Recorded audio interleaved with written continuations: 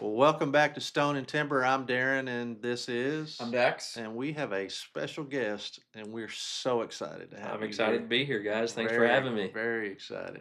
So, introduce yourself. Lee Nelson, local boy, born and raised in Gunter, and that has a T in it. It's pronounced Gunter, but from Gunter, Texas. Lived at the same property my whole life. I'll get into that later, but in junior high, I ended up going to Salina High School. That's where I graduated, and yeah, life has brought me here. Jesus has brought me here. So Awesome. yeah. Awesome.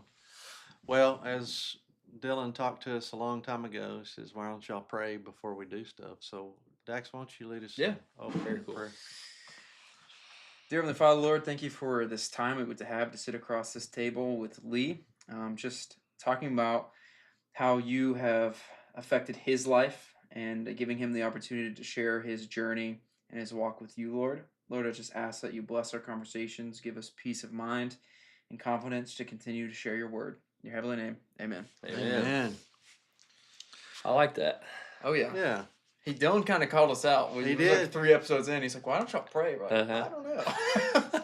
There's power in prayer. Yeah. There's very much power in prayer. I Yeah. think it's shifted the dynamics of the conversations. Cool. For sure. So, Yeah, absolutely. I mean, that's you sent me like, hey, here's some talking points we're gonna be going over. Be praying over it, thinking about it, and on the way over here, That's I was right. praying, man.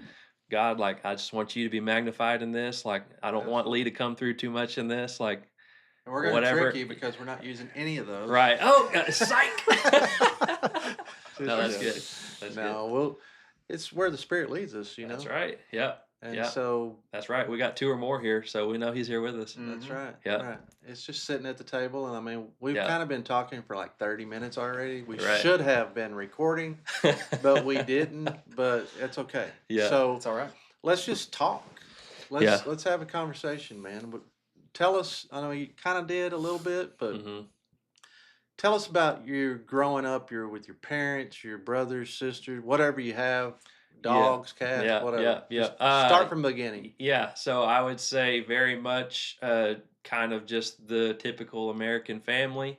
Um, so my parents, we're all very much blue collar, middle class. My parents went to school in Salina. They were high school sweethearts. Yeah, and so they got married very young. Kind of the classic, we don't know what we're going to do, but we love each other. And so let's see what happens. And they had lots of different jobs and things like that. But at one point, my dad tried to start like an AC company. Basically, was really good in the summer, and then in the winter time, it went south. And then my mom was working for a company and kind of got him a job over there. He did that, but he had to wear a tie and collared shirt. And he was like, "I hate this. I'm out of here." Somehow or another, he ends up at Texas Power and Light, which is now like TXU or Encore. Right. I don't even know how that worked because now you have to have like a degree to do that. But essentially, he like walks in, says, "I need a job." They're like, "Okay, we'll train you." And then like he worked his way up to a crew foreman. He worked there till he's 58, retired. Like, so that was that whole deal. Obviously, along the way, they lived in Salina very briefly when they first got married, like in town. And they ended up buying 10 acres in Gunter. It had a trailer house on it. If you know the area, Gunter, they bought that place for $40,000, 10 acres with a trailer house, and the bank wouldn't even loan them all the money because they said it wasn't worth that. And now it's Gunter. So, anyways, they bought that place. They eventually hauled off the trailer house. My dad self-contracted and built a home. I was in there around the time, like right before they built the house. That's when I was born. So I'm one of 4 kids. I've got 2 older sisters, Rebecca, Laura, and then myself, and then I've got a younger brother. And they won't say that he wasn't like they won't say he's an accident, but I don't think that he was planned. He was like they were in their 40s. But anyway, so yeah, big family, which like even my extended family, like aunts, uncles, like my granddad, so my mom's dad, he was one of 18 kids. I think there was 3 sets of twins. So like just family and all that stuff is just like deep rooted in me. Yeah. So, Yeah, so 18. yeah, 18 kids. My dad was 1 of 9. I thought that was a lot. Yeah, Damn. 18 stinking kids. And so, like, in this area, I meet people all the time, like, hey, you're a Wingfield or you're this or that. Like, oh, we're third cousins. I'm like, I believe you, but I've never met you. Uh, yeah, and so, all that plays into everything too. Like, my my grandparents, my grandmother and my granddad, which my granddad passed away, I was 2, so I don't have any memory of him, but he was one of those guys that, like, to this day, if you get the family together, they're gonna talk about him. Like, Oh, that's wow. the kind of man that he was. And my grandmother, she recently passed away, but she was also that type of woman who just had a really hard life, Mhm. and by the grace of God, came to know the Lord, and she was so passionate about that everybody that she knew, she was gonna talk to about it. So that overflowed into her kids, which overflowed into us. So I'm very thankful that I do have, like, all of those people, extended family. Like, there was a very well prepared path placed before me, and I know that that's not because of them, that's because of the Lord. But I do, give credit to them that for Absolutely. that. And so, yeah, that's kind of what, like, growing up looked like for me. Like, every Sunday we would go, and my grandmother lived in Salina. After my granddad passed away, my uncle built a little mother-in-law suite, like, right across the yard, and he was like, "You come stay here, and we'll take care of you." And every Sunday after church, we would go to her little, like, 800 square foot house and have lunch. And, like, when I say we, it was all of my mom's siblings and all of their kids. So every once a week, we would go. I'd see my grandmother. We'd have lunch, and then I'd play with all my cousins. There's like 30 or 40 of us, like, out in the yard playing. All the aunts and uncles would sit on the porch and talk and all that kind of stuff. And so that was, like, my childhood growing up. And so, going back to that, my granddad, like, every Sunday, eventually conversations would come up, and, like, he would be spoken about, you know. Wow. And I'm like 15, 20 years old, and he's been gone about that long, and he's still being talked about. So I think that that's pretty powerful if you think about, like, Sure. I know that's one of the things we're going to That's a get to. legacy. Exactly. That's one of the things we're going to get to is, like, what is being a good man to you? I think that's it. It's a legacy. Yeah. Yeah. Whenever you live your life in a way that people positively speak about you, like, for years or even generations to come, Sure. I think that's it. But yeah, so parents, high school sweethearts, they buy the place in Gunter. They end up building a house. Like I said, it's like the all American dream Yeah. deal, right? And the 4 kids, so they had the house. My 2 older sisters, they go to Gunter and they graduate from there. When my not my oldest sister, but my second sister, whenever she was a senior in high school, my mom always worked in, like, school and admin and stuff. She got a position as accounts payable in Salina. And so she was like, "Hey, if y'all want to transfer to Salina, you can." So my dad was on the first state championship football team in Salina in 1974, Oh, wow. and my mom was cheerleader, all that kind of stuff. And so whenever they were like, "Yeah, y'all can go to Salina if you want to," me and my brother were like, "Yeah, we're going." Well, my sister's a senior. She's like, "No, I'm going to stay." So, anyways, my 8th grade year was first year in Salina. That was a really cool experience. I've shared with Dax some a little bit, like, you watch Friday Night Lights. I mean, you can still go see, like, the Kenny Chesney, like, Sure. Boys of Fall, music video that was filmed at practice, Right. one day with us. And I wasn't, like, an upperclassman, so I wasn't really involved. But, like, just getting to experience that's really, really cool. Yeah. I know that that's really unique. Um, and what's funny, like, in a testimony, I feel like you've got, like, an overview, like, the big picture, and I can really zoom in on, like, specific times, and, like, I could talk a long time about, like, this time period or this time period, like, what was going on, what Sure. was I being taught, or what was being, like, chipped away or chiseled away in me. But whenever I was 12, the Lord revealed Himself to me, and went to a small Baptist church my whole life, um, and kind of were there if the doors were open, we're there, kind of a thing.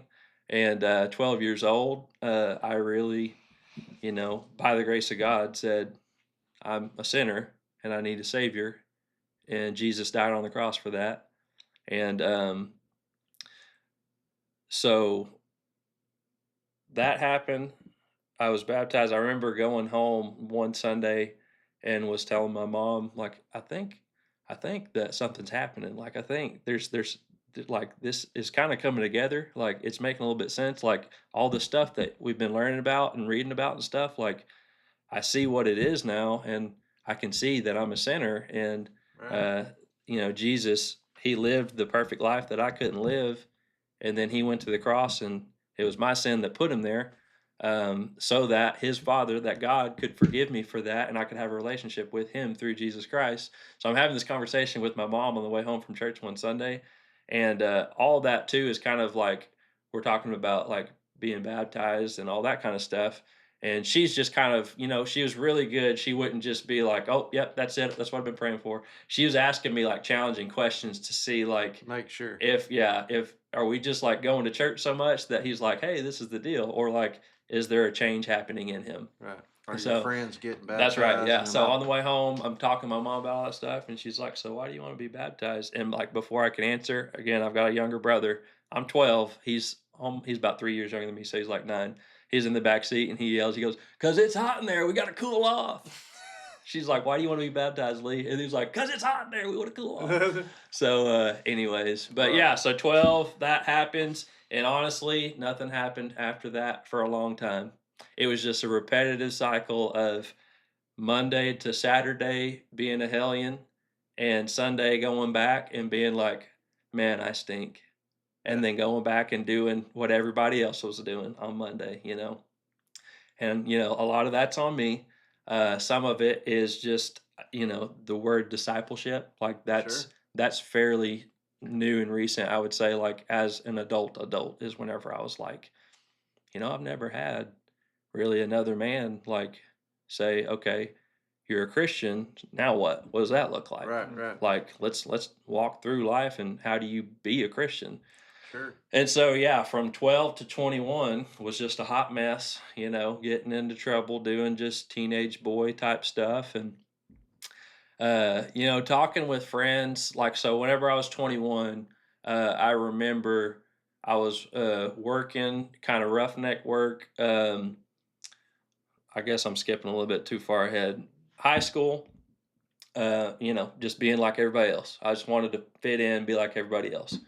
Um, it's Salina. Like if you know anything about Salina football, like powerhouse. If you don't win state, like you're a screw up. Right. Um, and a lot of my experiences growing up are performance based Sure. just because we're in sports and my family was all being in sports. I mean, like again, my grandmother and I would be out there on Sunday playing with my cousins. Most of my cousins went to Salina, and I would say 95% of them have at least one state championship ring. Like it's literally just a thing. Like, Right. hey, you're a part of this family. We're Bobcats. We win. We blah blah blah. And honestly, I wasn't. I didn't ever experience any kind of success in sports that I really wanted to. I always had health issues. Um, just always like I just didn't have my mind in it, honestly. Like I wasn't committed to like really trying to be really Right. good at football. Like I was just distracted by all kinds of stuff. But and so a lot of like my high school experience, again, I firmly believe that God called me to Him whenever I was 12, and so I believe that I was a Christian, but was just like still totally like dumbfounded, like I didn't know what was going on or what I should be doing. And like I can remember daily praying and like I wanted it, but just like didn't have a clue, like, Sure. and so I think that that's even almost that's evidence that like at that point the Spirit dwelled in me, and that was the only thing that was like drawing me to Him. Mm-hmm. But I was the biggest thing that was like really preventing like a serious transformation or change. Um, And so, yeah, a lot of high school was just like struggle, like I said, health issues. And a lot of people, it's Salina, they're very good at athletics. A lot of people in my graduating class, like, were very talented athletes academically, like all of this stuff. My graduating class, we had so many people that went D1 to go do football, track, softball, One of my friends went to UT for track and then was like on the Olympic trials. My best friend went to Purdue and he ended up going to the NFL. Like all of these people are doing this stuff, and I'm not doing anything, is what it felt like. Mm. And then graduation comes and everybody leaves and goes off to college to conquer the world and do these cool things. I go to community college and I didn't even know what I wanted to do. I was just like, I'll do this. My mom and dad kind of said, hey, you go here, you get the grades, get your associates, prove like you're serious about it, and then we'll send you wherever you want to go. So I kind of had like an idea of what no, I'm going to be an engineer or an architect because I really do like that kind of stuff, solving problems. I Sure. like being creative, drawing stuff, and did like 2 semesters of that, and was just like, I can't stand school. So that brings me back where I was.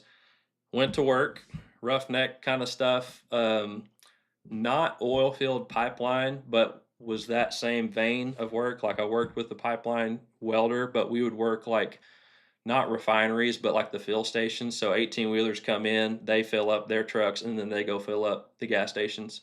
So that's like where we would work, like the pump stations.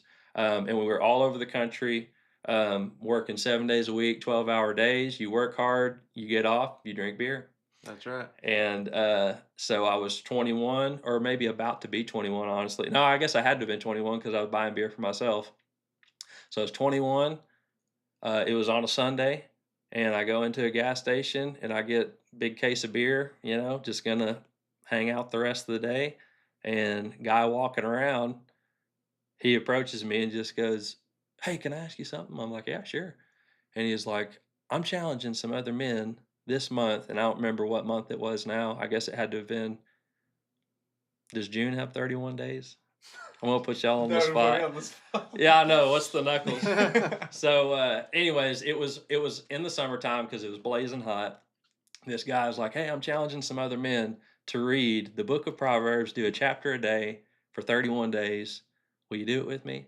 And it like almost offended me. Like I'm standing there with a case of beer, but it almost offended me because like you want to like stand up for yourself and be like, "Oh, I was born and raised in church." Like you don't got to tell me. And I honestly like he didn't approach me in a way that was like, I can see this young man's troubled.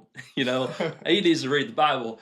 I think that he honestly was just like he was just trying like this is a conversation piece. This is a way that I could like start something up. So, anyways, he comes over to me, he says all that, and I went home and did it. And I like So where was this? this was in Cattle at the time. I was in Cattle Mills, Texas. Okay. There's a station over there, and Okay. we would go over there. It was always typically in the summertime, but like we would go there, and So it's just some stranger. It wasn't it was nobody somebody that I knew. No, they Right. didn't know me from Adam. No, and at the time we're staying. We had fifth wheel. The guy that I was working with was in fifth wheel. We were staying in a camper park, like a mile down the road from the station or whatever that we were working at. And so yeah, it was Sunday. The whole deal goes down. Random older guy comes up and just like, hey, can you do me a favor? Can you read a book of or a chapter of Proverbs every day this month?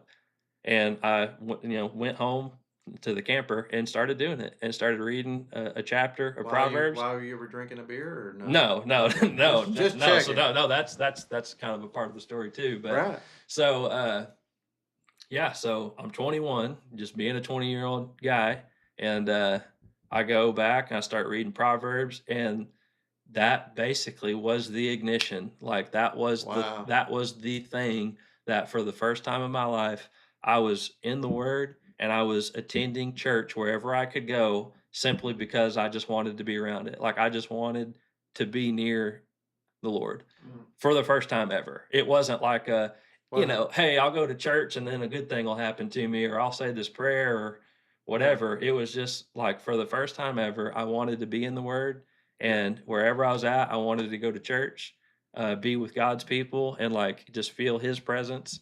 And so yeah, 21, that happens, and again, so like high school, all my buddies left. They go off and they're going to do these great things, and a lot of them did.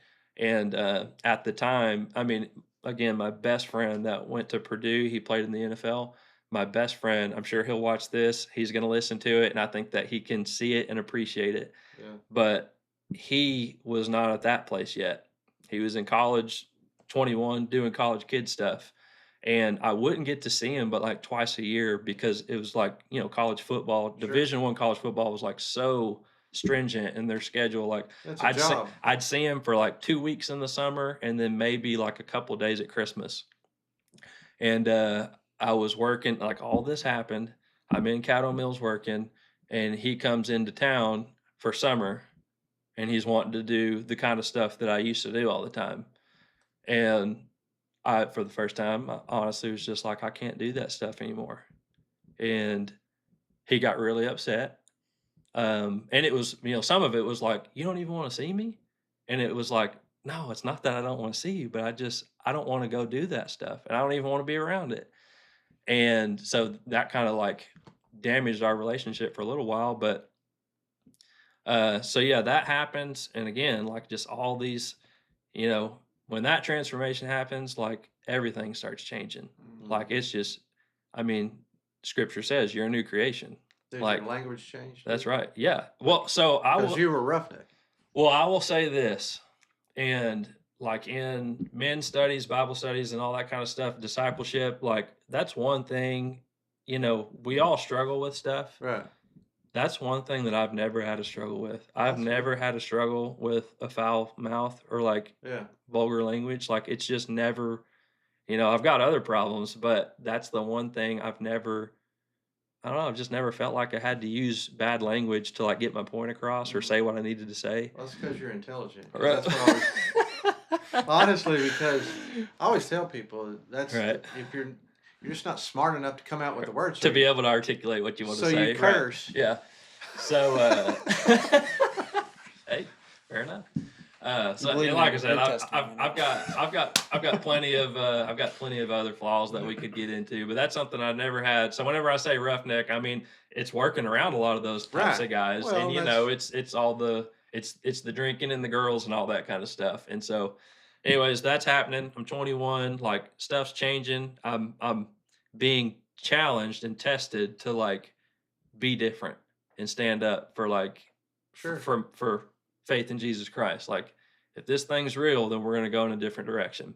So can I just Yep. interrupt you for just a second Mhm. because I'm curious. Yeah. This man that came up to you, Mm-hmm. you're a lot younger than I am, but did you have cell phones? Yeah, we had cell phones. So did y'all? Yeah, this would have been like in 2013, probably. Okay, so 2014. did he meet with you? Did he? I mean, how It there didn't was go- no accountability. Oh, It's so, just the I fact mean, you you just know, said there's- read Proverbs 31. There's and a you just scripture did in it. there that says something about like, be kind to people. You might be entertaining angels. He could have been an angel. I don't know. That's what I was thinking. I mean, seriously, I don't know. Honestly. He didn't. I don't remember. It's been so long ago. I don't know that he came up and said, "Hey, my name's so and so. How are you? Like, what's your Right. name?" It basically was a walk up, just, "Hey, could you do something for me? Could Because you? that was powerful. Could you?" And to also, change you. why did I do it? Right. Like the only And answer. nobody. The only continued to answer talk to you. is like Wow, Lord's that's- provision. He's like he's going like That's chills, bro. yeah, Mhm. yeah. Wow. Yeah. Yeah, I absolutely know without a doubt that God's sovereign. And I can look again, Mm. even from like the year from 12 to 21, I was a turd. Yeah. But like I can look back on stuff and just I have such a peace and I know that like I was his even that long ago. And I wasn't doing right. right. But for whatever reason, he just said, "Lee, I've got you." Wow. And so I'm 21. That happens. Yeah, total stranger just comes up, says, "Hey, can you read a chapter of Proverb today?" For some reason, I go and I start doing it, and then Right. like when I say like lit the fire, like lit the fire, and you know how cool that is. Like when you Yeah, get to see absolutely. somebody that just like for the first time they start Yeah. living it out and they just believe it with all their heart. Yeah, and I know how it is by losing friends and stuff because of Mm-hmm. it. Yep. It's crazy. And that's a cool part of that story. We'll end up probably getting to that, Sure. but through his own experience and testimony, we have since come back together. We are super close friends now. We talk almost on a daily basis, and he's on fire right now. That's where he's at. Awesome. So, anyways, that happens. 21, like being tested and challenged to be different, walk different, stand up for what you believe. Like, And so again, I tell you, for the first time, rather than like, hey, I'm going to read today, and then maybe the exchange will be something good. God will do something good for me, or I'll go to church and Right. he'll bless me with something, or this thing that I really been wanting will happen, or whatever. For the first time, I start getting in the Word just because I wanted to. Mhm. Um, and the more that you do that, like that's where you find your fulfillment. Yeah. Um, and so doing that, and again, I'm like working out of town. Like whenever I'd come in, I'd go to the church that I grew up in. And then whenever I'd be out of town, I'd just like find a random church to go to, or maybe I'd know somebody in that place and we'd go. Like we'd be, it was oil field stuff. So we'd be in Midland, Odessa a lot. Yeah. At the time, my oldest sister lived out there. And so anytime we were out there, I'd go to church with her. Um, but anytime I'm home, I'm coming to church, small town Baptist church, Dorchester. I mean, there's like 75 people that even live in the place, so the church probably has less than that. But coming to church, and there's this really, really good looking girl that goes, and like I know of her because she's like we've grown up in that church together. I know of her, but I don't know her. Um, and one Sunday, in the Baptist church, it's like a thing, like invitation time, like come up and give your life to Jesus, like that kind of a deal. And one Sunday that I happened to be there, that happens to her. And she's grown up in church her whole life. Like I see that happen. Her boyfriend at the time was with her. But she goes up, like she's just in tears. Um, my mom and I go to lunch after, and I just said, "Mom, I think if she was ever single, I'd have to ask that girl out. She seems like she's just awesome." And I don't really know where that conversation went with me and my mom, but anyways, probably went to work, and then like a month later or so, come back. Well, I hear that her life has changed. All these transformations are happening now. She's being tested. Like, hey, you're a new creation, you're a new person. Like, what are you going to do about it? So she starts making changes in her life. She breaks up with a boyfriend. I hear about that. I'm like, oh, I guess I got to do what I said I was going to do. Now I got to ask her out. And so in my mind, and I don't know why I thought this was a good idea, but in my mind, for some reason, I was like, okay, I'm going to ask her dad for permission. That'll probably put me in like a real good spot. Yeah. So, and again, we like grew up in church together. So like they knew me, I knew them, but Sure. didn't know them, just knew of each other. But anyways, so I was like, that'll put me in a good spot. I'll talk to her dad. So I was like, the next time I'm at church and she's not and he is, I'll ask. That was kind of the deal that I made with myself. So go to church, Baptist church. You got Sunday morning, you got Sunday evening, and you got Wednesday night. Went to church Sunday. She's there with her dad. I'm like, oh, okay. You're kind of like, okay, I don't have to do that. And then I go back Sunday night. He's there. She's not. I was like, okay. And I don't even like. I'm not that type of person. Like, I'm not a ladies' man. Like, I'm not. I can't like psych myself up into doing that kind of stuff. Like going approaching people. But anyways, he's there. Just him and his wife. My in-laws now. And I'm like, all right, I'm gonna go talk to him. So service is over. I just go over there and say, hey, Mr. Murdoch, you think you'd be all right if I ask Katie out? He's like, yeah, you bet, buddy. That'd be cool. He's like a super laid back country guy. And so that's all that was. And right after that, I had an elk hunting trip scheduled for Colorado. So I leave and go on this elk hunting trip for like 8 or 9 days. And then whenever I get back, we get called to go out of town somewhere for work. So there's like a 3 or 4 week span where I've asked her dad if I can ask her out, and then I like ghost them all. And there's a lesson here for that too. But so anyways, I'm back in town for whatever reason. I go to church Sunday, and they're all there, and I'm like, all right, I gotta ask her out. And she goes out the side door. I follow her. She's walking with her dad. It's even more intimidating. I go like, "Hey, you think?" You know what happened? I walked up to her and I said, "Hey, Katie, I wanted to ask you if it'd be okay to take you out sometime." And she was real enthusiastic, like, "You bet!" And I was like, "But I just got a call that I got to go out of town for work," and which was true. So this was like on a Sunday, and like Monday we got to be at whatever the place is. I was like, I was gonna ask you if I could take you out? She's like, yeah. And I was like, but I have to go out of town.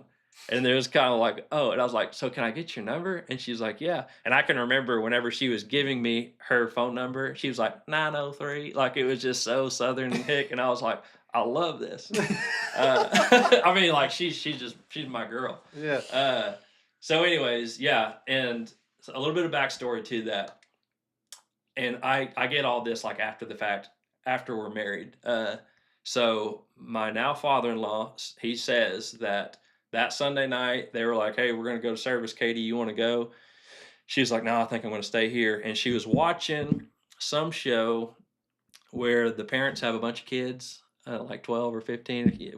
Y'all know what that show I is know what called? you're talking about. I don't remember the name. It's not Cheaper by the Dozen, but like it was like 13 and counting or It's like a something, reality whatever show. it is, yeah. And in the show, again, I'm telling you what they told me. In the show, like they come in, Jeff and Kelly are my in-laws. They come into Katie's room, like, hey, are you going to go to church with us tonight? She's like, no, I think I'm going to stay here. She was watching this show, and in the show, one of the girls, like this guy, asked the dad, hey, can I ask your daughter out on a date? And Katie was watching this, her dad's there, and goes like, is that a thing? Or like, was that a thing? And her dad said, yeah, matter of fact, like people used to do that. They've just Sure. out of, kindness and respect for the dad before they asked like, hey, can I take your daughter out? They would ask. Anyways, so like that happened Sunday night. He goes to church, and then happenstance, I said, hey, can I ask your daughter out?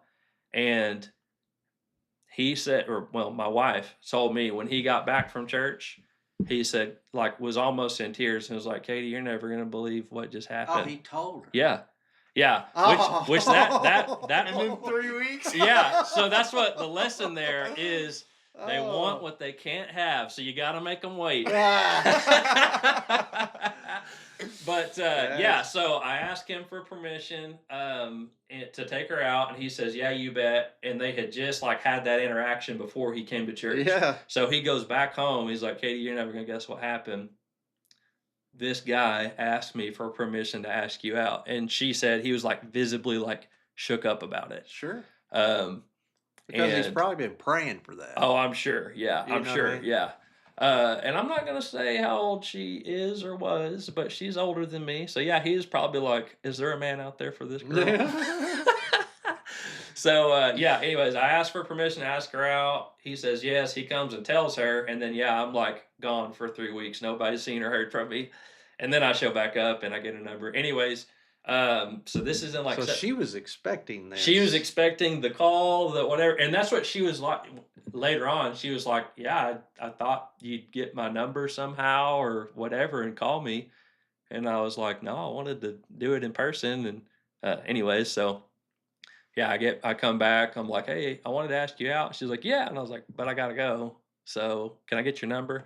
So we're just kind of like talking and all that kind of stuff. And this is in September. We go on our first date in September. In October, I like ask her like, hey, will you be my girlfriend? She's like, yeah.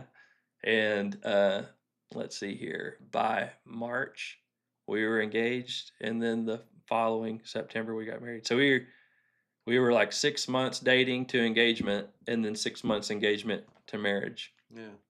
And I mean, it's really cool because, again, she had like this huge change, is what brought about both of us really. Sure. Like I was just coming off of my deal, and then I like witnessed her thing. And so we both basically got to like change and be different people together, which was really cool. Talk about God's timing. Exactly. That's crazy. Yep. Exactly. Yeah, for sure. Yeah. And so she, that's one of the biggest things I could look at in the story of my life and be like, there was so much, God was on the move during this time. Like there were so many things that were happening. But yeah, so we get married, September of 2015, where our anniversary is September 11th, oddly enough. We wanted to get married at this certain venue. At the time, that was like a really big deal, like doing the venue thing, which I guess it kind of still is now. But the venue, like everything was booked up. And so the one that we found that was in our price range that we wanted to do, they were like, yeah, we're booked out for like the next 6 weeks unless you want to do a Friday. And we're like, we can do Friday. And it's Friday, September 11th. So that's our anniversary.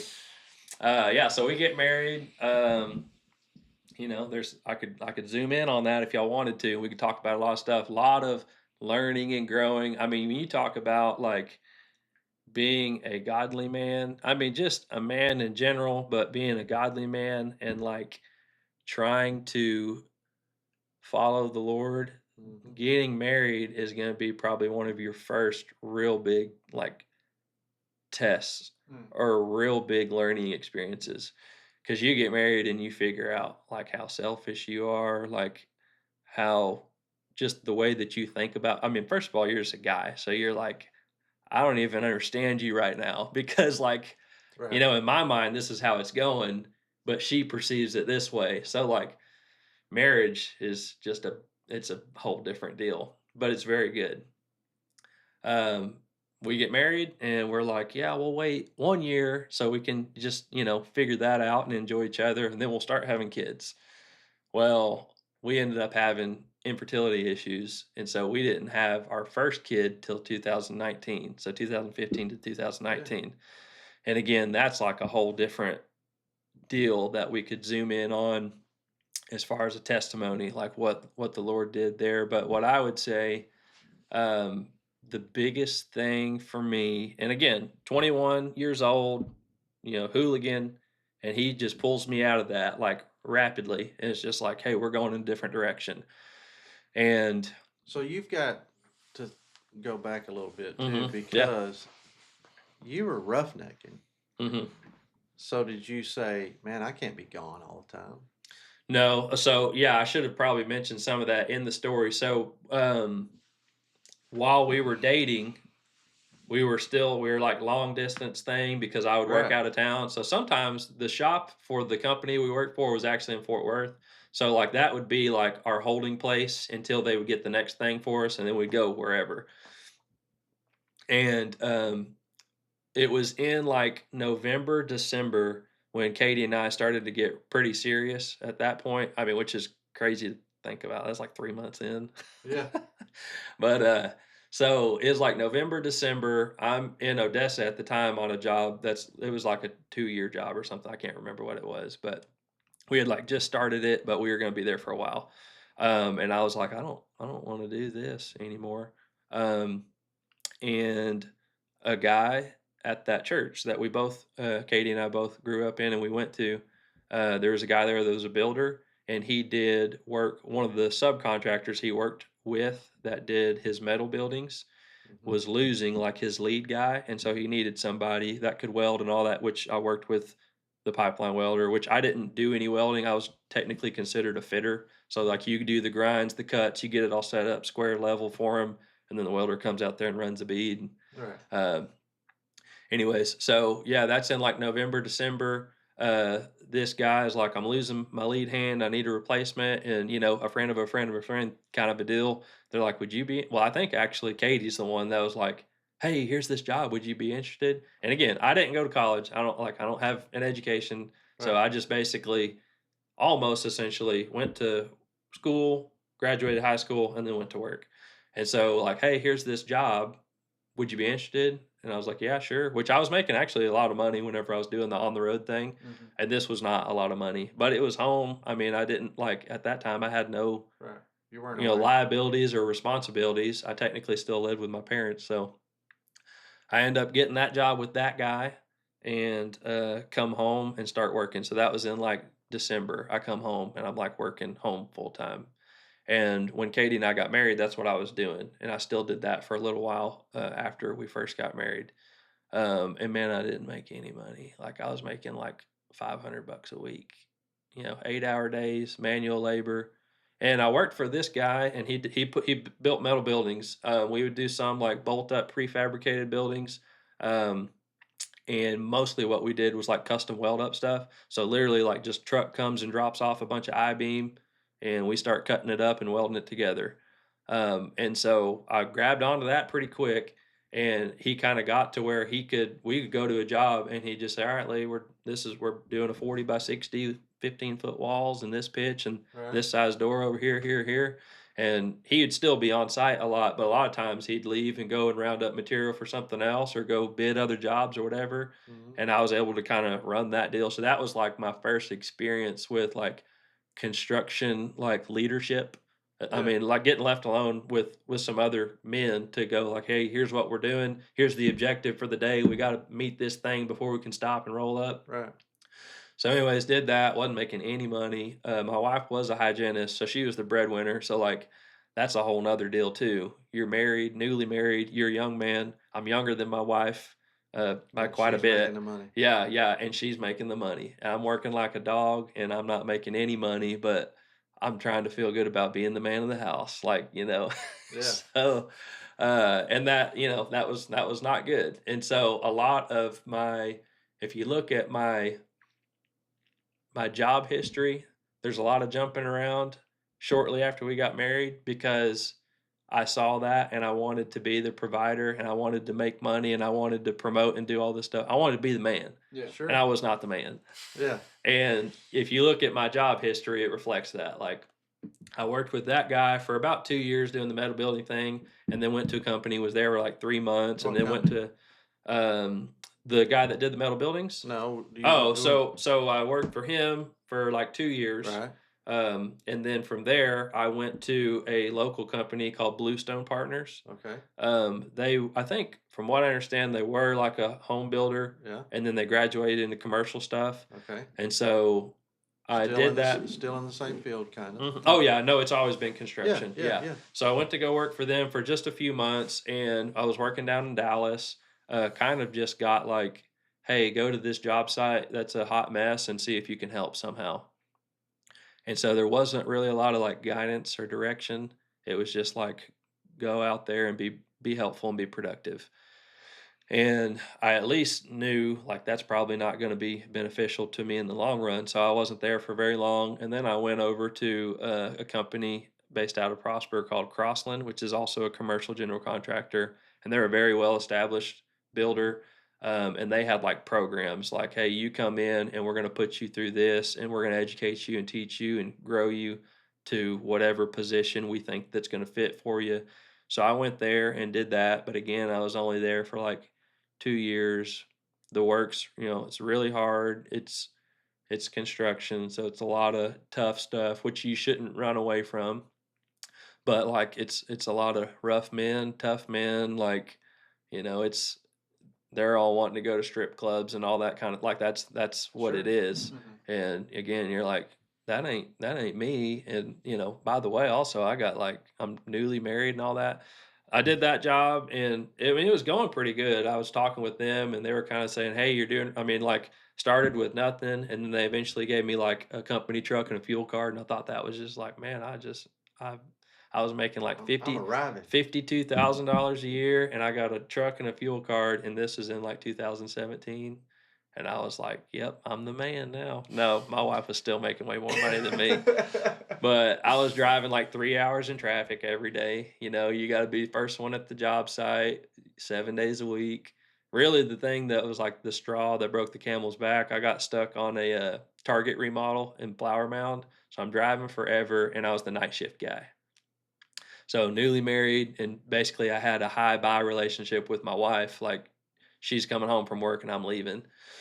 So I did that for like 4 or 5 months. Just at that point, I had been there for like 4 or 5, just with that one job. Sorry, we did like a couple of jobs, like a assisted living facility in McKinney, and then a private school in Frisco. Like I was there for those jobs. The next thing I went to was the Flower Mound job, and it was night shift. And in these other jobs, I'm kind of looking at it, and the superintendent that I was put with, like to just learn from and shadow him and stuff, he was really knowledgeable, excellent builder. But I just saw his life, and I was always like, is that what I want my life to be like? Mm. Um, and then so they kind of pulled me off of him for a little bit to go do the nighttime remodel thing. And that's when I'm really going like, man, I don't think this is going to be what I want. And my wife was a hygienist, and one of her patients was at the time was the manager of the metal building supply company in Sherman, Mueller Incorporated, which is also the guy that I built metal buildings for. He used to be the manager. When he retired, he started building buildings. So Yeah. like I kind of know all these people. I obviously knew a lot about building metal buildings. So, husband and wife pillow talk, talking like, I don't think this is going to be it. Well, the manager of Mueller is in one day. And it's like, yeah, we're going to be looking for a new salesman. So and so's been promoted to whatever. So she comes and tells me that. And I talked to him and he's like, yeah, well, it's like a real formal interview process, blah, blah, blah. So he kind of says, go online, fill out the stuff, do the thing. You're supposed to have a college degree, and I didn't. But with my work experience, they ended up hiring me. So Yeah. I get that job. And again, like I've worked in the field in construction my whole career. And it's cold, it's hot, you never know where you're going to be, you never know when you're going to get off. And then I get this job and it's in-house sales. So you're just going to report to the office Monday through Friday, 7:30 to 5. You're going to sit in your office and you're going to sell stuff to people that come in. And at the time, I was like, man, this sounds like a dream. And I did that for almost 6 years and was like, this ain't it either. And so like I totally get anybody in general, but like any young man that's like bouncing around trying to figure out stuff, like I totally get that. Absolutely. And again, you look at all the things I've talked about of my story of like it wasn't anything that I did. It's somebody interjected and said, okay, we're gonna do this now. Like it's time. Yeah. In 2021, I don't even remember honestly. It was probably like year 3 of working at Mueller. Mm-hmm. 2021, Katie and I, we grew up like out in the country on property with our parents, and so like we always knew that's what we wanted to try to do, like for us and our family, our kids someday. So when we first got married, I kind of skipped over that. Like we didn't live together. We didn't do any of that stuff. I technically still lived at home. She technically still lived at home. Um, we get engaged and we're like, all right, we're gonna have to find a place that we're gonna live when we get married. So we're like looking at rent houses, and my wife's kind of this way, but we're looking at stuff, and she's like, that's not really nice enough or whatever. And I'm like, okay. And we start looking at like what we could both agree on, like would be a suitable place. And I'm looking at how much it costs, and I'm like, man, we could probably buy a house for that. And for whatever reason, was like, maybe we can. And so we reached out to somebody. I don't even remember who it was. And they're like, yeah, you can do first time home buyer loan, blah, blah, blah. Oh, okay. So we start shopping for houses. We end up buying a brand new house in a subdivision in Van Alstyne. And it was awesome. We were very fortunate to be able to do that. Again, I wasn't making any money. She was making pretty good money, but so we bought that house, but like almost immediately, and this can almost sound like discontentment, but I don't think it is. Um, Almost immediately was like we were in this brand new house, newlyweds, but all the time I would just be online like looking for property. And if I would find something that she would like agree to go look at, we go drive around out in the country and look at it and kind of dream and scheme and all that kind of stuff. Anyways, at some point, this is 2018. We sell our house in Van Alstyne because we found a property that we liked. So we sell our house in Van Alstyne. We buy property out north of Whitesboro in the Callisburg area. I build a shop out there, just like with my weekends, and we put a little apartment in there, and we're living in that thing from 2019. We start living in this little apartment. Just so we can save money and kind of plan. We want to build a custom house, all that kind of stuff. So we do that. In the middle of all that in 2019, we find out we're pregnant, almost like right after we move into this little shop, like with an Yeah. apartment. We find out we're pregnant. Oh, okay. And so we lived in that little shop with an apartment. We lived in that for 2 years with the newborn. Um, and we had finally got to a point financially, strategically, we were like, okay, I think we're ready to build a house. And about the time, and I was like joking with my wife, I was like, you watch, we're going to build a house and then we'll find out we're pregnant. And so we start building the house and we find out we're pregnant again. So 2021, where I'm going with all this, 2021, I'm working at Mueller. I had built this little shop on the weekend, bought the house, built the shop. and we're starting to build. I'm self-contracting this house. And for the first time, I actually formed the business then in 2021. I would say that was when like God gave me that dream and that vision. Again, like I'm working and I'm like, this isn't it either. And I go to something else. Well, this Right. isn't it. This isn't it. And then in 2021, I just start doing something that's like a little side quest, not for money or profit. It's just like I'm just doing something, for my family, but it's given me so much joy and fulfillment that like the vision was put in place. And so I was like, man, that would be really cool to build houses. And so I formed LLC in 2021, and thinking through that was like, I want it to be something that doesn't pigeonhole me into being like Nelson Custom Homes, where like people are just like, he just builds houses. So I tried to come up with something that was more generic in construction so that it could lend itself wherever it needed to go. So came up with Cactus Construction Services, 2021, formed the LLC, and I mean in the meantime I'm just building my own house. And so that's when like the inspiration came. And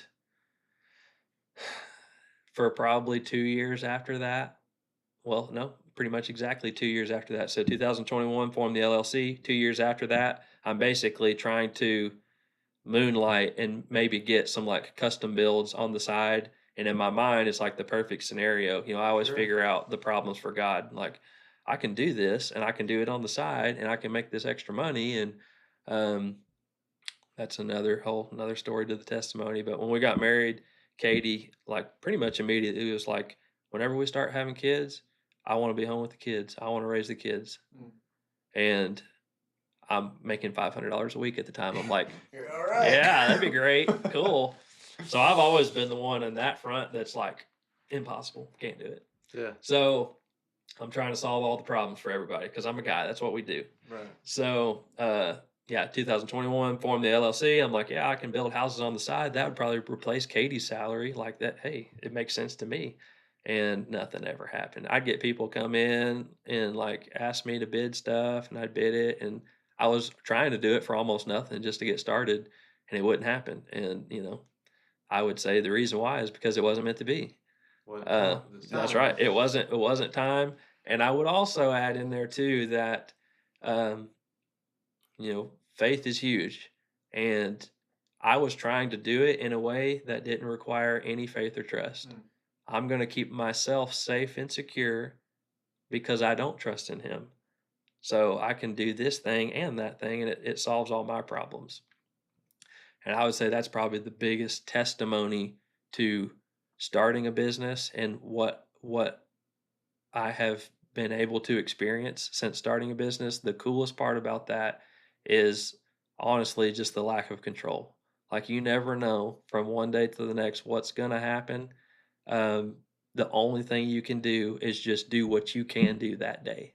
Like, so that's the That's right. only thing that you can do is just like, I was telling Katie this the other day, like, what I have learned so far is just all I can do is take care of whoever my customers or my clients are right now, do my very best and take care of them and trust that that in itself will lend itself to more work. Sure. Don't be looking at what the next job is. It's business. It is good to plan and strategize and try to be hunting down that next lead and all that kind of stuff, but Sure.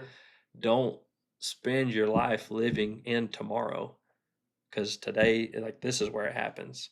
So Yeah. the only thing you can do is just take care of right now. Mm-hmm. Be obedient and be a good steward with right now. And that's like a daily lesson that I get to learn in business. But anyways, so 2021 to 2023, I'm trying to do the on the side deal. It never happens. Randomly on the way home, I get a text from this guy in 2023, early 2023, like beginning of the year, like, hey, I heard you were trying to maybe be a general contractor on the side, and we've got this company that does real estate brokerage, property management, and we'd like to add in a construction division. Would you want to come over and help start that? And multiple conversations ended up going that direction. And that basically gave me an opportunity to start a construction company, but I had no ownership in it. It was like I'm just kind of a paid employee. Yeah. Basically, you kind of are going to run the deal. However, like the day to day is yours, but big picture is going to be ours. So I got to in 2023, I left Mueller to go do that. Was technically self-employed 1099 guy, so I went and did that, and I got the experience of starting a construction company without like The risk. yeah, without starting a construction company. And it actually went really well um, for about 2 years. And then we had like an end of the year meeting that was like, hey, things have been great, heck of a year, but we're going to be out of money by February and we have no jobs coming up. And went home and talked to my wife about that. And, again, I think that the dream was planted in 2021. And I think God, in all of his wisdom, knows me and how he made me. And I was never going to jump off of that cliff. So Forced you. he dangled the carrot over here Yeah. and brought me to this other place, pulled me from this. He'll chase this over here. So I go over there, and then he takes it to the point where there's no other option. What are you going to do, Lee? Mm. So Man, that's December, I'm Like sitting in. Jonah. Yeah. Yeah. So in December, I'm sitting in this meeting, and what I'm hearing is like, there is no future here. And I go home and I talk to my wife, and the thought process was, well, we can either go broke here or we can go broke trying to do it on our own. Yeah. We already had the LLC in the back pocket, was been there since 2021, not doing anything with it. So I went and got a job thanks to this man right here. No. Yep. Called me up and was like, hey, I got this guy. He's thinking he's going to self contract his house, but he was trying to get builder's risk insurance or something like that. But the bank's not going to let him sign on as his own builder, the bank that he's going through. So I talked to this guy, and man, it was like 3 month process of bidding this thing and rebidding it and sharpening the pencil and all that. We finally get this job, and it's not even the whole job. Like Right. it's a barn dominium, but like he's gonna pour the concrete and get the building put up, and then he just wants me to do like the finish out. So we left that other company that I was with. I told him, hey, I'm gonna go just try this on my own, and so left, and we had one job, and it was enough to pay us for about 3 months. That's awesome. And Katie and I both were just like, we trust that there's more to come. Right. So in February of 2025, we left with one project and was just like, it'll work out somehow or another. There's the verse in Matthew that's like, he takes care of the sparrows, you know. They do their part, Yeah. like what I was talking about earlier. Every day they go out and they look for food, but they don't have storehouses that they go put this stuff Right. back, and then in a rainy day they got it. Every Right. day they got to go out and find something to eat, and he takes care of them. And the lilies in the field, he takes care of them. They don't do anything; they just exist. Mhm. He provides. And so, again, like just because of him, that's not me. I'm very logical. I got to plan it out, think it out. Through all of this stuff, he takes me to the dead end, fork in the road, the T, and goes, "All right, Lee, like I've been getting you ready for this. Now what are we gonna do?" And for some reason, like the leap of faith, I took the hard right and was like, "Let's go do something crazy. Let's just try something crazy one time." And so we took that one job, 2025. Hey, we got this job, pay us for 3 months. And within like 3 months after that, the whole year was contracted, made more money than I've ever made my entire life, and was just like, this is insane. Yeah. How much you talk in scripture says like the faith of a mustard seed. And I'm not sitting here saying that God's going to bless you with finances. Like, I'm not Sure. trying to preach the prosperity gospel here and say like, hey, if you just believe, he'll make you rich. I'm not saying that at all. Right. I am just saying that if Faithful. if you look at all of those things that I've talked about in my life, there's a common theme where I'm not the good part in it. There's a common theme of, you know, he is asking me to take a step, and once I finally took the step, he showed up just like he says he will. Yeah. And that's why Well, we when you don't have anything, Mm-hmm. you That's don't have right. any choice but to trust Mm-hmm. and Yep. obey. Yeah, and I think that's a good point. Like when you look at struggles, why do we struggle or why do we suffer through things? Right. It's because that's the thing that takes you to the place where I don't have anything else except for Right. cry out to him, Yeah. you know? And Dax and I have our Tuesday night men's group, and so I get to share a lot more stuff with him about this, but like I am seeing some spiritual maturity where I can recognize that a lot faster than I used to be able to. Like a lot of times I'd be very hard-headed and I would have to like be in a struggle for a long time before I would finally be like, I depend on you, Lord. Yeah. Now I'm able to live my life more like that daily in the good and the bad. And so when the bad stuff happens, I'm able to see it for what it is and just go, he's got it. He's Yeah. always had it. He's got it. Yeah. So, yeah, that pretty much brings us here to where we're at now. I mean, like I said, I could circle back on all kinds of stuff. No, no. I think that something very cool, worth mentioning. We had the infertility issues. So we Right. get married. We're like, oh, we're not gonna have kids for a year, and then we'll start having them, like as if we can just say that's how it's gonna go. Yeah. And so when we start trying, then it doesn't happen, and then you start going through all the testing and trying to figure out. Well, they said, all right, we'll test him because it's either yes or no. With the woman, it could be who knows what, but with him, it's either yes or no. And again, like I'm working physical labor job, not making any money. I'm not even insured, like I don't have insurance, so we're going and doing all this infertility testing and getting poked and prodded all the time, and sure enough, they're like, "Yep, he's the problem." I'm like, so like, young guy, newly married, not making any money. My wife's bringing home the bacon, and also I can't have kids. So like, you're just like, man, I suck.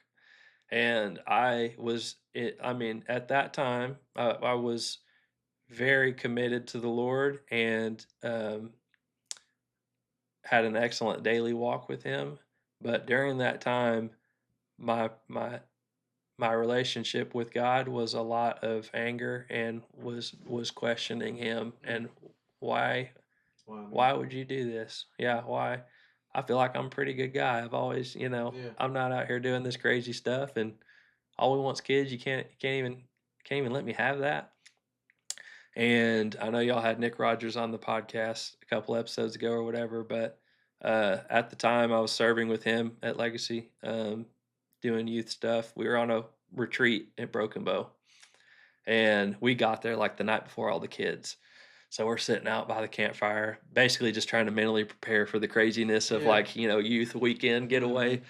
We're just sitting out there, like it's like dude time. We're just sitting there. There's no words being spoken, just like staring at a fire, and it's like 11 o'clock at night. And he knew because we served together, so we'd have conversations. So he knew like what was going on. We were struggling.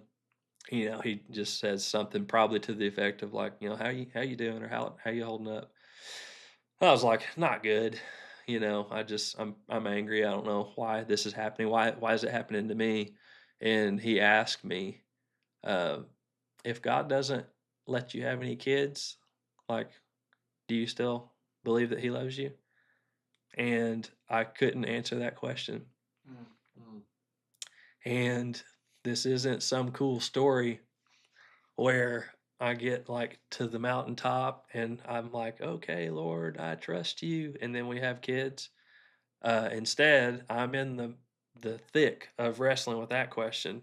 God, if you don't give me kids, do I even really want to serve you? Like, are you my God? And I'm in the middle of that. And Katie stops by my work one day and says, we're having a baby. Ah. Yep.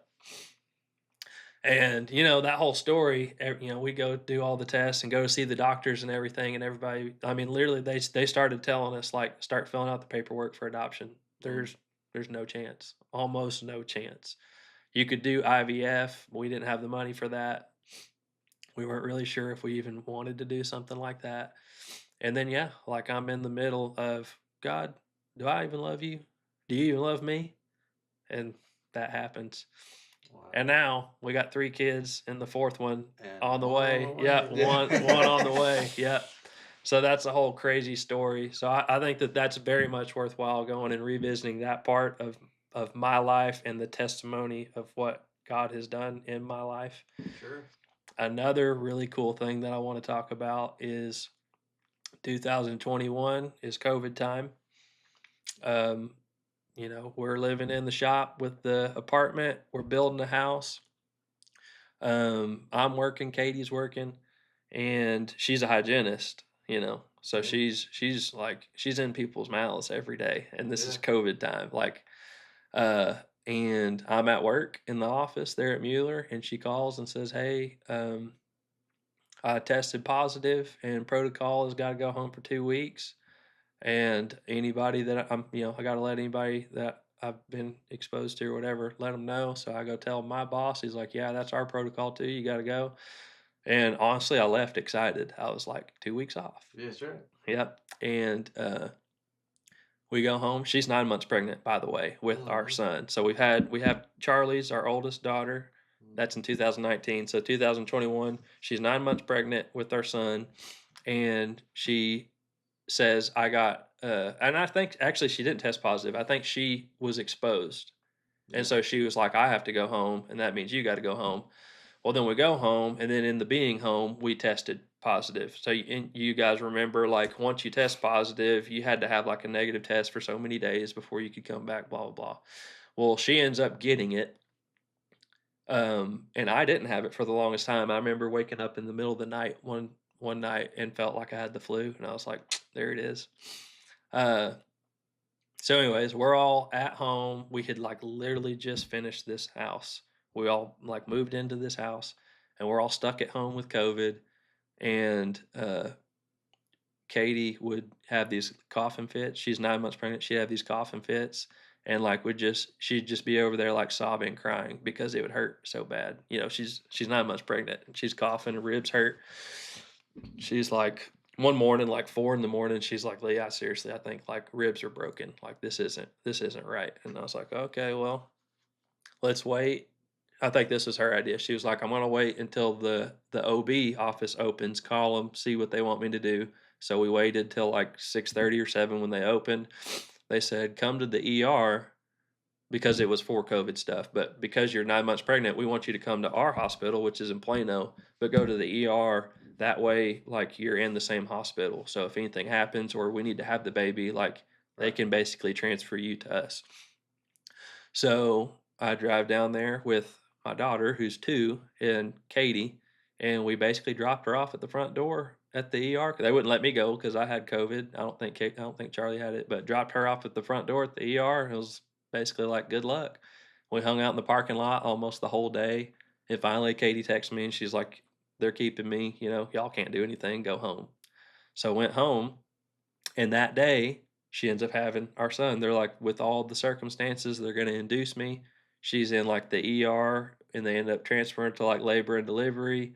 I've got COVID, so I can't go. They said if you have anybody that doesn't have it or hasn't been exposed, like one person, you can let them come in. So she called her mom. Her mom like rushes down there. She gets to be there for the birth of our son. They induce. She has him. His name's Weston. This is 2021. um, like 2 days, probably less than 48 hours after having him, they discharge her just for like the birth, not for COVID stuff, but just for the birth. So me and my daughter drive down there, pick her up and the baby, and we come home, and it's not good. Like, we'd be sitting there in the living room, and Katie would literally just like pass in and out of consciousness. And at the time, my oldest sister's a nurse, and so like she and a lot of people in my family are nurses, paramedics, stuff like that. So everybody's kind of like speaking in and trying to help. Of course, it's COVID, and nobody even really knows like what to do. Right. So we're like double whammy, COVID, and you just got out of the hospital with the baby. Of course, like that happened, so she doesn't want to leave. She's got a brand new baby at home. So everybody's kind of getting to the point where like, "Katie, I think you need to go to the hospital or go to the doctor." And she's like, I'm not going." she wouldn't say that, but she's like, "Oh, I'm okay." But like literally would just be sitting there like talking and then look back over and she'd just be unconscious. And then like she'd come back to her color wasn't right. Like we were trying to check her oxygen levels, all this kind of stuff. She was in like the upper 80s, you know. I Mm. mean, not good.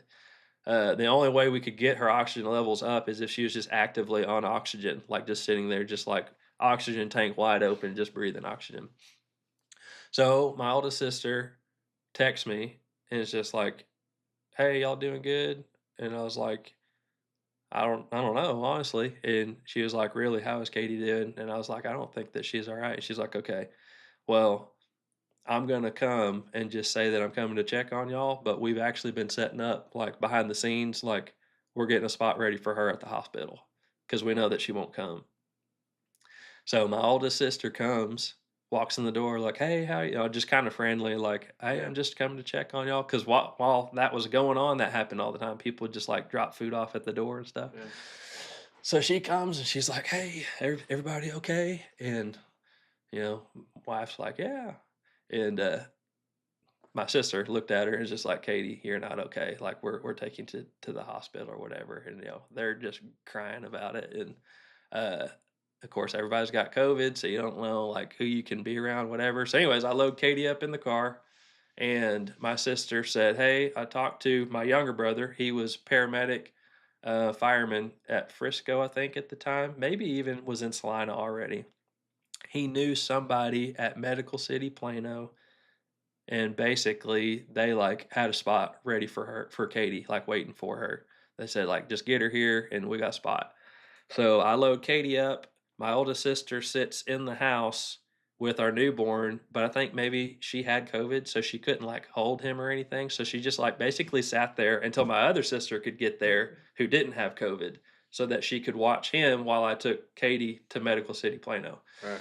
So we go down, we do that, basically same deal. I have to drop her off at the door. My brother though was on shift and like basically kind of escorted us in the ambulance. We didn't ride the ambulance, but like he met us there. He rolled her in the wheelchair, dropped her off, and she stayed there for like a week, 10 days at Medical City Plano. And this is like 3 days after having Right. Weston. So same kind of deal. It's like late at night, you know. Drop her off. You have to watch your wife just get wheeled in and say, "I hope everything's gonna work out okay." And you know what's funny? I remember sitting there in that parking lot and like I'm going through something and I can remember the care flight helicopter leave and then come back. And I had the thought of like somebody else has something way worse going on right now. At least I know Katie's okay right now. Like I don't know Right. if it's gonna be okay, but I know that she's okay right now. And I can't even remember what the song is, but at the time I was like really into it. I just listened to it on repeat. The lyrics are like, "I believe in you. I believe in you. You're the God of miracles." Um, Anyways, just sat there listening to that over and over again until she was like, "Hey, I'm here for like indefinitely until I get better, so you can go home."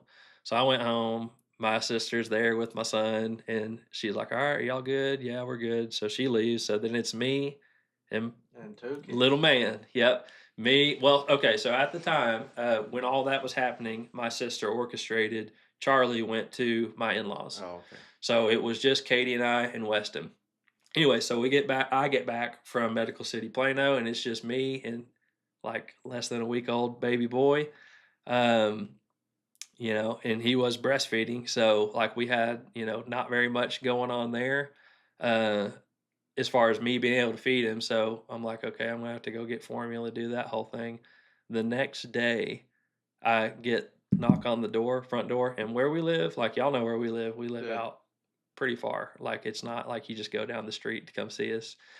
Uh, Next day, knock on the door, and I kind of look to see who it is. I see these two guys leaving. I think we were all in life group at the Yeah, time, we were in actually. life group. And these two guys in the group just dropped off. They had heard about the situation, reached out to any of these like recently new mothers and said, "Do y'all have any like breast milk reserves, frozen stuff by chance that we could take to this family?"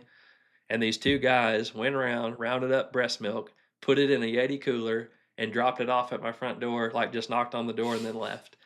And I'm sitting there with like this little guy, and like, oh my gosh, that was so powerful to me. Like, and Yeah. you know, I think that speaks into like you need community for lots of reasons, but like Absolutely. whenever it hits the fan and when your back's against the wall, that is like you need people. Mhm.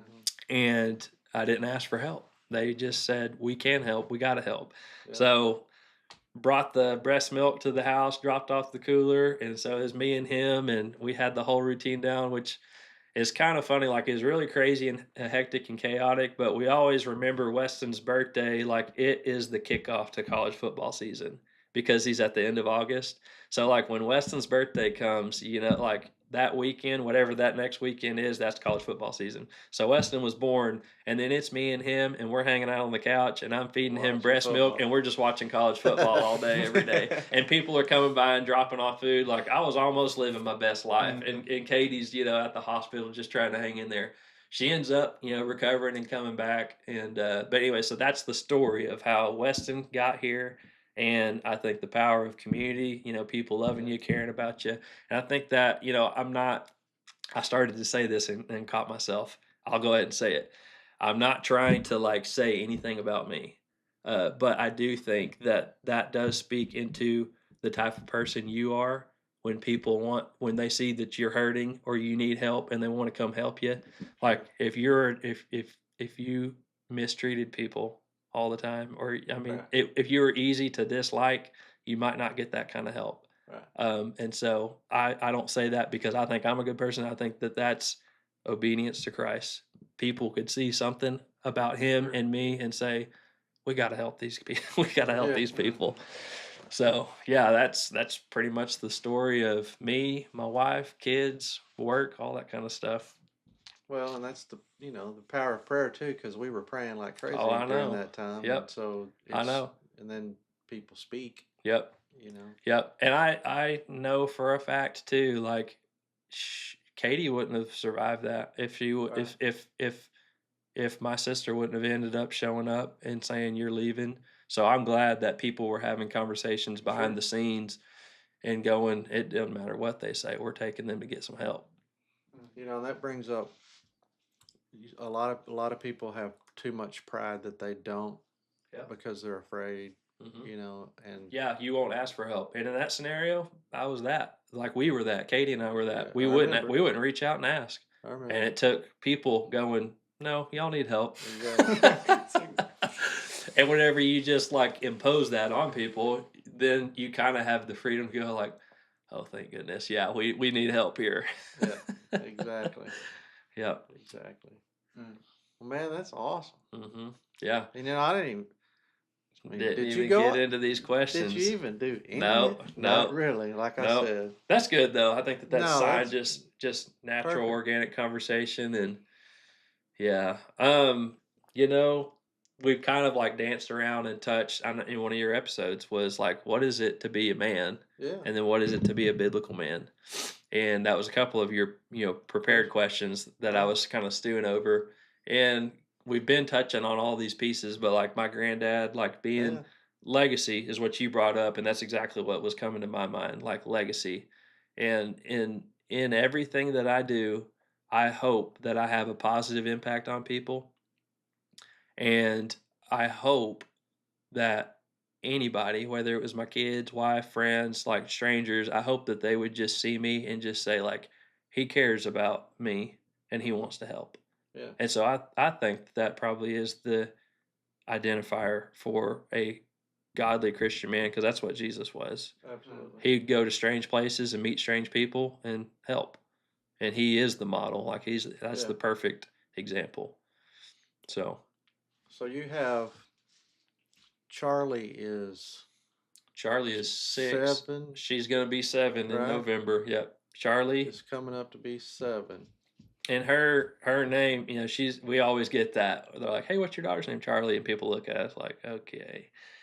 But my dad's name was Charles, and my younger brother's middle name is Charles after him.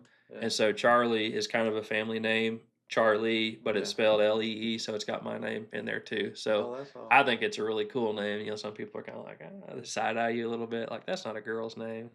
It's funny because my dad's name is strange, Darvis. Mm-hmm. So our daughter's name is Darcy. Yeah. Yeah. That's cool. Kind of same I thing. never knew that. Yeah. We're finding stuff out here. Well, I didn't know my name was Daxton until I was like 10. I'm finding out right now. Which brings us back to Weston, Yeah. because my nephew Mm-hmm. was killed when he was 24, named Weston, Yep. which Yep. gave us Daxton. Daxton. And Okay. then you had Cool. a Yep. Weston. Yep, it and was then like, we had oh man, Weston. this is all coming together. Yeah, that's right. You So know? yeah, we got Charlie, Weston, Grady is the youngest right now, and then newcomer in a few weeks. His name is Briggs. Yep. Yeah. Stratton. So, nope, nope, nope. Briggs Cutler. Okay. Nelson. Okay, Yeah. I was just making sure. Yeah, that's right. So, just thinking, I mean, I've had my kids. Now I Yeah. have grandkids. And so I'm just telling you, you Mhm. got 7, okay, mm-hmm, already. mm-hmm. And we Oh, had, 7 years. Yeah. Yeah, 7 years gone by. yeah. And so we had Dylan Chase come to the church, which is this Christian rapper guy to the youth, you know, and he wrote that song about 18 summers with you. Sorry. That's good. Because that's all you get. Mm-hmm. You got 11 more. Yep. And it goes by fast. Yeah. So you got 18 years too to preach and speak into their life. Yep. Before they're gone. Mm-hmm. So just thinking about that with you, I mean, let's just go ahead and do that. Look into the camera and what do you want to tell your kids? What do I want to tell my kids? Just in general, or like about them specifically? Well, this is or what we did to Dylan. I caught him off guard, but oh gosh, what do you want to tell your kids? I mean, this is cool because this is something they'll be able to look at forever. I mean, this video is forever. This episode's gonna be on the internet, and they can look back at it later. And if there's one thing that you could tell them now, what would that be? One thing that I could tell them now. Okay. I think what I would tell my kids, Charlie, Weston, Grady, and soon to be Briggs, what I would want you to know is that God created you before the beginning of time, and He knew exactly who you were going to be, and He created you to be that way. And so you don't have to feel the pressure to be something or do something. You can just have peace in knowing Him because He is your Father. He's everything that I'm not. And that's a good thing. So you can just abide in Him and rest in Him. And life is going to be so much sweeter and simpler if you'll do that. So don't try to be something, or don't try to prove yourself, or try to perform or prove your worth, because he did all of that for you. Jesus did that on the cross so that you could have a relationship with our Heavenly Father. And that's a very freeing thing. So if you could live your life in that freedom, knowing that you are fearfully and wonderfully made, and He has a very specific purpose and a plan for you, and you don't have to figure that out. Just be obedient with the daily thing, and He'll bring the next thing to you. So that's what I want you to tell you guys.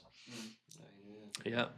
Very cool. Well, I'm glad too that I didn't watch Dylan's video yet, or I would have known that was coming. Yeah. So that's good. And Dax knows I'm an emotional person, but it's just because I've lived it, you know, and I do know that it does go by fast, and it's an awesome time, but we're not perfect dads. I know. Oh yeah, absolutely. Yeah.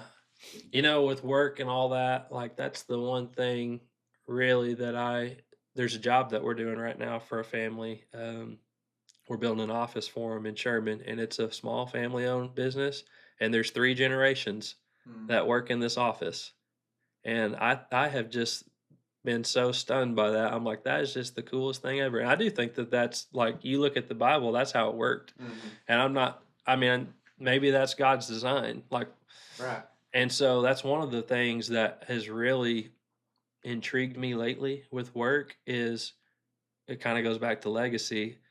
Could I, in obedience, build a company that could provide work and income and all those things for my kids or their spouses or however that works out? Or your grandkids. Exactly. Yeah. Yeah. So what if this is the like initial step to something God ordained to say, and it's not, we talked about earlier, it's not about getting rich. Right. It's about being a blessing so that you can bless other people. Absolutely. So, and that doesn't always mean financially. Right. But so, yeah, looking forward at like what is work and thinking about my kids, like when I think of legacy, I would love to be able to afford that opportunity to them to say, whatever your specific giftings are, like we've got a spot for you. Come over here and you can help keep this thing going. And would be very cool to be able to do that. And like with work now, you know, when you're young, you look at it and you're like, I need to make this much money to take care of my family, or I need to, the things that I want to do, it costs this much, I want to do that. Right. And right now I'm looking at it very differently of more of I want to have the opportunity to like buy my time back so that if this business could be a thing that I don't have to wear all the hats someday, because right now I wear all of them. If someday I don't have to wear all the hats so that I can be more present with my family, and we're talking about currently like homeschooling the kids, like if they can be raised up literally with dad and with mom, like it's great to have mom and dad in the house. You know, I had that, and it's great experience.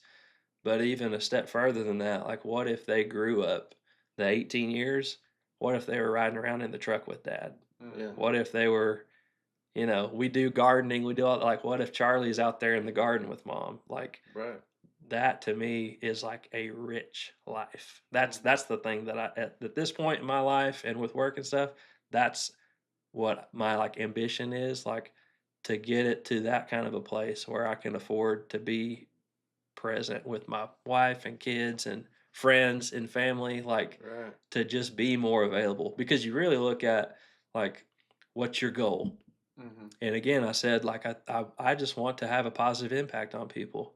What's the best way to do that? To be with people. Yeah. So if I'm putting in 90 hours a week working, you know, because I want to make a buck, like that's not going to happen. They're not going to remember that either. Yeah. But if you could be a part of something that could afford you opportunities to, hey, I don't have to work so hard so that I can be with you. I heard somebody say that one time, like that's the best resource a godly man can give you is him. Yeah. It's not money or strategy. Like just quite simply just being with him is one of the best things you can have from a godly man. Just because that's what's going to pour out of him is Christ. Sure. And we all need that. So. Absolutely. Yep. Well, awesome. Yep. Thanks for having me. It's been great. Yeah. Hey, we didn't do this at the beginning.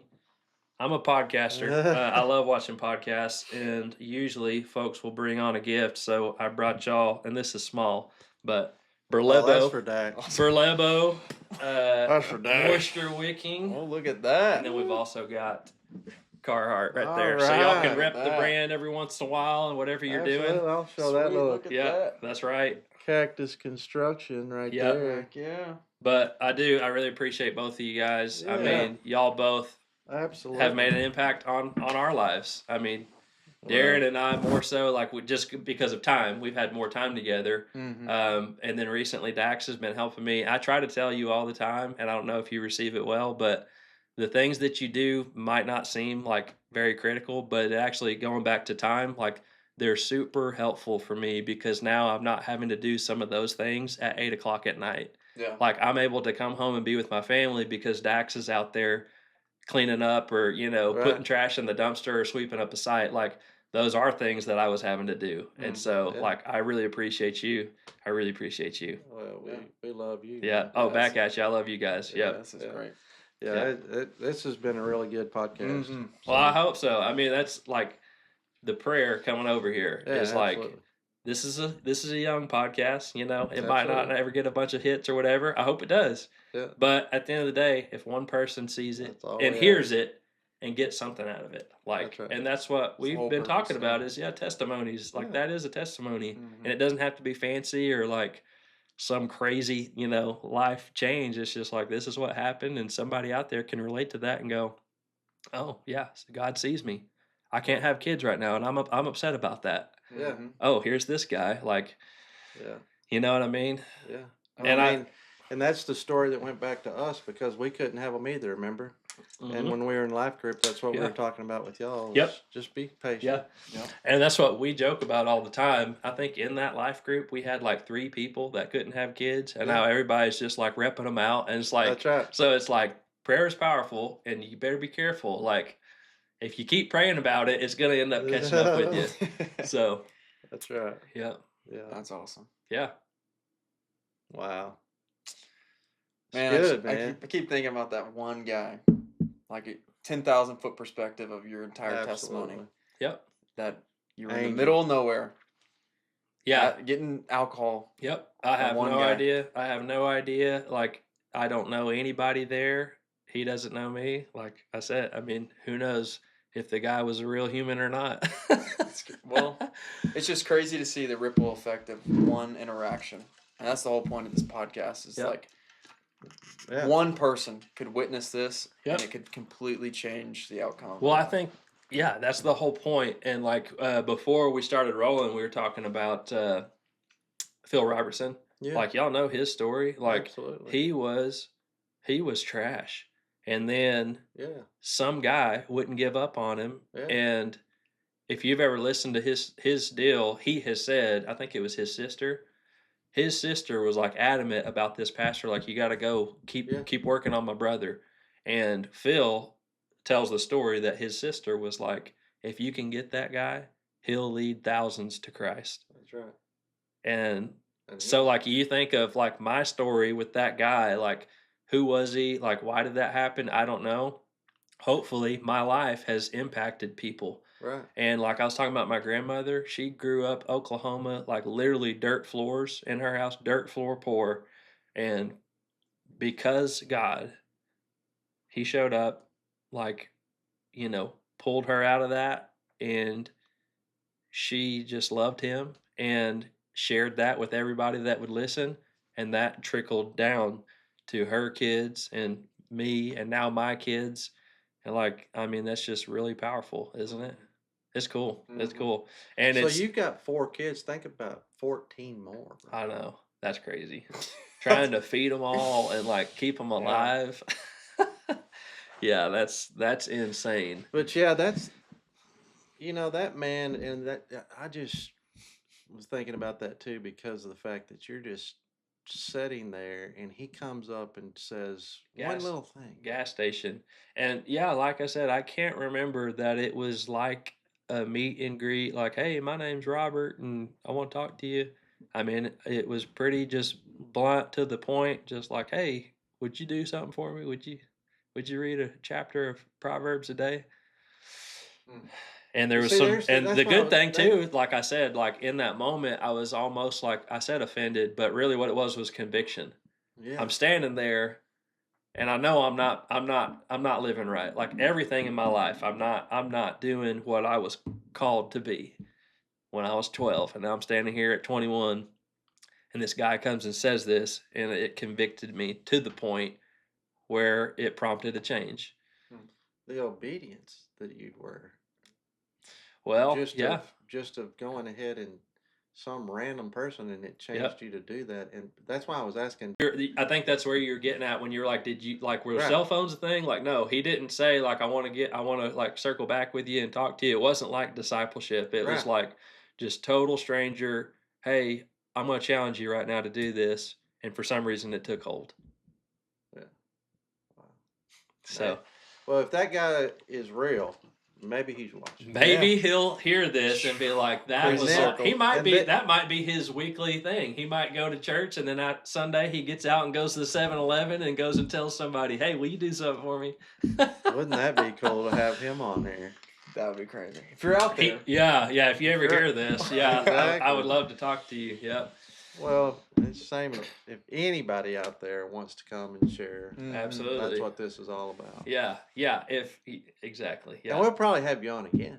That'd be cool. Because there's other stuff that we could talk about. Oh, man. This is just, this is surface level. Like I said, we can zoom in on all kinds of stuff. Oh. I know, we have a lot of the same interests, like archery, bow hunting, all that kind of stuff. And I just, if y'all ever need some filler, have me on. We'll just talk. Start rolling and we'll just start talking. Well, that's good. Yeah, man, perfect. We appreciate it. Yeah, thanks for having me. Yeah.